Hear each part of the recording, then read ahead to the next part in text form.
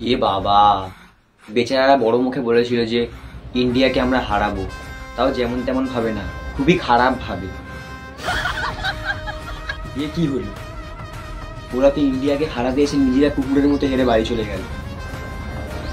তোরা পারবি না ইন্ডিয়া থেকে, যা যা, তোর বাড়ি যা, বাড়ি যা, বাড়ি চলে যা। জানিস তো, রাস্তার কুকুর যখন জঙ্গলের সিংহের সাথে লড়াই নামে, তখন সিংহ তার কি অবস্থা করে? হ্যাঁ, পুরো গলা থেকে না মুন্ডু আলাদা করে দেয়।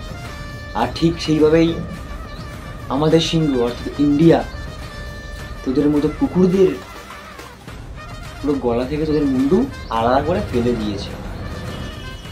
যা যা, তোরা ফার্স্ট বলে, তাও হার্দিক পান্ডিয়া ফার্স্ট বলে ডিফেন্স করতে গিয়ে পয়েন্টের হাতে ক্যাচ দিস, আবার তোরা বলিস জাসপ্রীত বুমরা 6টা বলে 6 মারবি।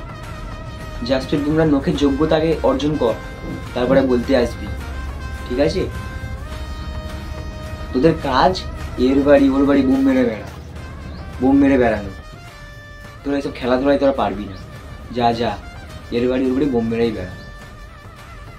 আর অনেকে দেখি বলছে যে খেলার শেষে হাত কেন মেলানো না, হ্যান্ডশেক কেন করলো না।